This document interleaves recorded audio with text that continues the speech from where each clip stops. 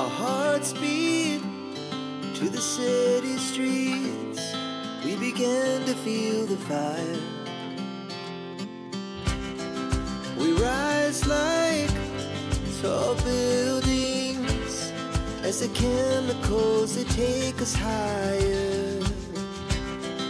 The night's young. नमस्कार friends, मी अपर्णा आणि पुन्हा एकदा स्वागत आहे आपलं आपल्या यूट्यूब चॅनलमध्ये, ज्याचं नाव आहे home made happiness by Aparna. कसे आहात तुम्ही सर्व? आशा करते की तुम्ही सगळे मस्त असाल, मजेत असाल आणि एकदम आनंदित असाल. तर मुले शाळेला गेलेली आहेत आणि मिस्टरही ऑफिसला गेलेले आहेत. हे सकाळचं 11चं टायमिंग आहे फ्रेंड्स. आणि माझं सगळं मुलांना मी टिफिन वगैरे करून दिला आणि माझा सगळा स्वयंपाक वगैरे झालेला आहे. आणि मी ना थोडासा किराणा, म्हणजे थोडासा नाही, बल्क अमाऊंटमध्येच मी किराणा आणलेला होता, तर तोच मला आता काढायचा होता. तर चला म्हणलं तुमच्याशी शेअर करावं. तर मी आपल्याला नेहमी माझ्या व्हिडिओमध्ये सांगत असते की मी डाळी वगैरे ना लोकल वेंडर जे असतात, म्हणजे लोकली जे किराणा दुकान असतात ना, वाण सामान आपलं जिथे मिळतं तिथून मी डाळी वगैरे आणून घेते. म्हणजे 5-5 किलो वगैरे, म्हणजे 1-2-4 महिने डिपेंड आता तसेच जातात. आणि जर माझं छोटं मोठं काही संपलेलं असलं, म्हणजे होतं ना आपल्या घरात बऱ्याच वेळेस हे संपलं, एखादी एकच आयटम संपतो आणि बाकीचे राहतात, त्यावेळेसच ना आमच्याकडं जवळच एक मॉल आहे. मी मागे एका व्हिडिओमध्ये आपल्याशी शेअर केलेलं होतं. तिथून मी मला जसं हवं ना तसं आणून घेत असते. पण जो आपला एक किराणा म्हणतो ना आपण महिन्याचा, तर तो किराणा मी ना मेट्रो म्हणून आमच्याकडे एक मॉल आहे, तिथे ना होलसेलमध्ये मिळत असतं सगळं. बरंच मोठं मॉल आहे ते, अगदी होलसेल, म्हणजे बरेचशा तिथून घेऊन जातात. तर त्याचं कार्ड आमच्याकडे आहे त्या मॉलचं. तर तिथून मी किराणा 2 महिन्याचाच एकदम बल्क अमाऊंटमध्ये घेऊन येते. तर ह्यावेळेस मी ना सगळं मसाल्याचं सामान, आपलं लवंगा मिरे वगैरे सगळं जास्तीचं आणलेलं होतं, कारण की मला मसाला बनवायचा आहे, काळा मसाला, आणि सोबतच मेथकूट आणि चटणीची पुडही बनवायची आहे. मी आपल्याला माझ्या येणाऱ्या व्हिडिओमध्ये नक्की शेअर करीन त्याच्या रेसिपीज. आणि आपण बघू शकता इथे मी बिस्किट ठेवतीये. आणि मगाशीच मी सगळं, तो जो डब्बा होता ब्ल्यू कलरचा, त्यामध्ये सगळं मसाल्याचं सामान किंवा आपले कोरडे मसाले पॅकेट न फोडलेले ते सगळं ठेवत असते. असे 2 डब्बे आहेत त्याचे, मसाल्याचं सामान आणि कसुरी मेथी वगैरे बरंच सामान असतं त्याच्यामध्ये ठेवलेलं आहे. आणि हा जो डब्बा आहे ना, यामध्ये मी जे एक्स्ट्रा सामान असतं, म्हणजे जसं की आपण वापरण्यासाठी थोडं थोडं काढलेलं असतं आणि बाकीचं ठेवतो ना आपण, म्हणजे केव्हा केव्हा पॉकेट असतं, किंवा केव्हा अर्ध पॉकेट असतं, ते सगळं मी याच्यामध्ये ठेवलेलं आहे. आणि मी ज्यावेळेस जाते ना मेट्रोमध्ये, त्यावेळेस सगळं मी बल्क अमाऊंट मध्ये आणत असते. त्यामुळे काय होतं ना, बरेचसे पैसे तिथे वाचतात, कारण की तिथे सगळं होलसेल मध्ये मिळत असतं. म्हणजे एकदाच 2 महिन्याचं माझं काम होऊन जातं. म्हणून मी बिस्किट वगैरे आणलं आहे, जास्ती बिस्किट वगैरे मुलांना लागतात. 1-2 महिने व्हरायटीचे थोडे असे वेगवेगळे. आणि ओट्स आणलेले आहेत, परत पास्ता वगैरे सगळं. आता स्कूल सुरू झालेलं आहे तर बरंचसं सामान लागतं. साखर आणि चहा पावडर मी भरून ठेवली. आणि उरलेलं जे होतं ना ते सगळं मी डब्यामध्ये घालून सगळं इथलं आवरून ठेवलेलं आहे. मिठाचं वगैरे सगळं मी एक्स्ट्रा मागवत असते, त्यामुळे 2 महिने मला काहीच टेन्शन राहत नाही. आणि 3 गुळाच्या ढेप होत्या 1-1 किलोच्या, तर त्या 2 ठेवल्या मी, आणि 1 कुठेही मावत नव्हती. आणि असंही माझा गुळ जो मी रोज वापरते ना तो संपला होता. आणि गोडही जर मला काही बनवायचं असेल ना तर मी शक्यतो गुळच वापरते, साखर शक्यतो अवॉइडच करते. त्यामुळे ना म्हणलं गुळ चिरून ठेवावा, संपलाच होता असाही.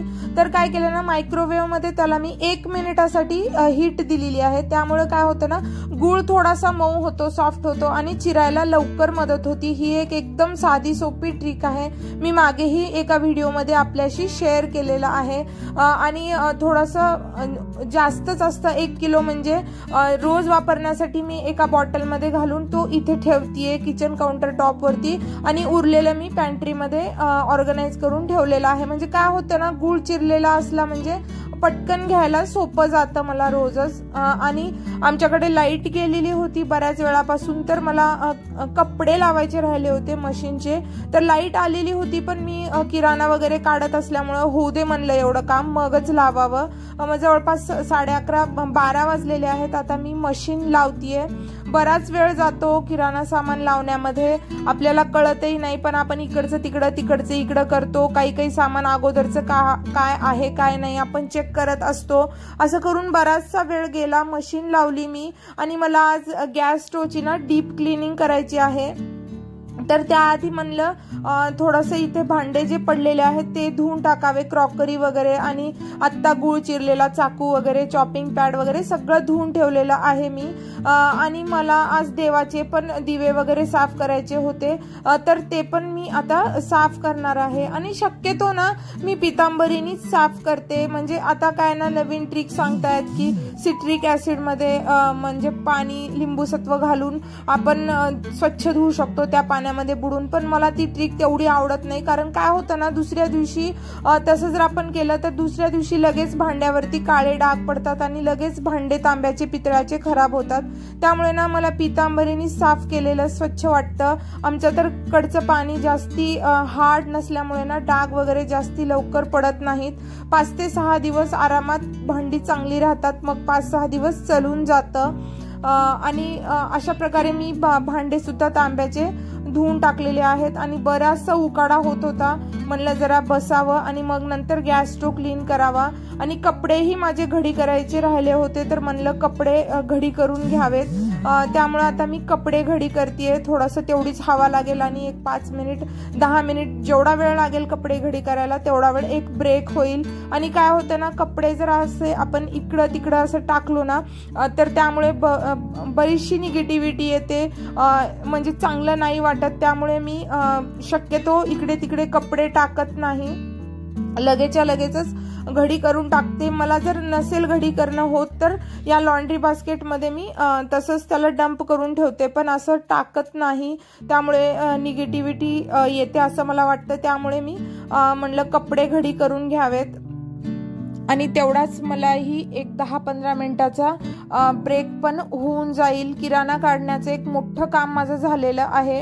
आणि आता मी ना सगळे कपडे अरेंज करतेय. माझं अनफर्निश्ड घर असल्यामुळं ना मला म्हणजे कपडे वगैरे कुठलेही असो, किचन असो, व्यवस्थित नीटनेटकंच ठेवावं लागतं. मग ते चांगलं नाही दिसत. एकदम बघणाऱ्याला ना एकदम आल्यानंतर लगेचच सगळं वर दिसतं ना, त्याच्यामुळं मी लगेचच्या लगेच जागच्या जागी ऑर्गनाईज करून ठेवत असते. आणि हे माझे कपडे मी आता ठेवतेय ते ऑर्गनायझर पण मीच बनवलेले आहेत. 2-4 वर्ष झाले बनवून आणि अजूनपर्यंत ते व्यवस्थित मी म्हणजे चांगले चालत आहेत. त्याच्यामुळे कपडे बरेच ऑर्गनाईज होतात. सगळ्या मुलांचे वगैरे कपडे, आता स्कूल वगैरे सुरू झालेलं आहे तर युनिफॉर्म वगैरे जागच्या जागी ठेवलं ना मग त्यांना मिळतात, मग आपल्याला ओरडायला नको. ते कपडे घडी करून झाल्यानंतर ना मी आलेली आता गॅस क्लीन करायला. थोडंसं हे लिक्विडचे मी 4-4 थेंब म्हणजे टाकतीये या गॅस स्टोव वरती. आणि थोडासा खाण्याचा सोडा मी टाकतीये. आपल्याला हवा असेल ना तर आपण व्हिनेगरही यावरती टाकू शकता. आणि 5 ते 10 मिनिट आपल्याला हे असंच सोडायचं आहे. त्यामुळे काय होतं ना लगेच एकदम जे स्टीलचे वरचे गॅस स्टोव वरचे असतात ना ते एकदम छान चकचकीत होतात. एक 10-15 मिनिट त्याला मी तसंच ठेवलं आणि घासणीने मस्त असं स्वच्छ मी घासून घेणार आहे. 15 ते 20 दिवसांनी किंवा डिपेंड, जर गॅस स्वच्छ असेल तर 1 महिन्यानी वगैरे अशी मी गॅसची डीप क्लिनिंग करून घेत असते. सकाळी मी ओल्या कपड्यांनी स्वच्छ गॅस पुसून घेतला होता. आपण मगाशी पाहिलंच मी किराणा वगैरे काढताना. आणि म्हणजे एकदा स्वयंपाक झाल्यानंतर मी स्वच्छ करून घेतच असते. आणि आता मला डीप क्लिनिंग करायची होती तर मस्त सोडा आणि व्हिनेगर वापरलं नाही मी आज, पण आपण आपल्याला हवं असेल तर वापरू शकता. आणि बरचसा टायमिंग झालेला आहे, आता 1:30 वाजलेले आहेत. तर म्हणलं थोडंसं आता जेवण करावं आणि थोडासा आराम करावा। काय असतं ना, सकाळी 6-6:30 पासून माझी कामे चाललेली असतात विदाऊट ब्रेक। तर एखादी म्हणजे जेवण करून एखादी जेवायला एक अर्धा तास आणि त्यानंतर एखादी 1-1.5 तास थोडासा आराम केल्यानंतर ना 4 वाजता असं ना मुलांसाठी काहीतरी खायला वगैरे बनवण्यासाठी मी उठत असते। 1 तास मग काहीच करत नाही जेवल्यानंतर। सकाळपासून खूप थकवा आलेला असतो। तर बघा किती स्वच्छ मी सिंक वगैरे आणि गॅस वगैरे सगळं स्वच्छ झालेला आहे माझा आणि एकदम असं छान वाटतं। आणि आता मी भेटते आपल्याला डायरेक्ट 4 वाजता। तर आता वाजलेले आहेत 4 आणि मी मुलांसाठी आज इन्स्टंट ढोकळा बनवणार आहे। तर त्यासाठी मी ना एका बाउलमध्ये 2 चमचे साखर घेतलेली आहे, अर्धा चमचा मीठ घेतलेला आहे आणि सिट्रिक ऍसिड आपण ज्याला म्हणतो लिंबू सत्व ते घेतलेलं आहे अर्धा चमचा। ग्रेट केलेलं आलं मी टाकलेलं आहे आणि थोडंसं 1 वाटी पाणी टाकून याला मस्त मी म्हणजे ढवळून घेणार आहे। आणि 2 कप मी बेसन वापरणार आहे या ढोकळा बनवण्यासाठी।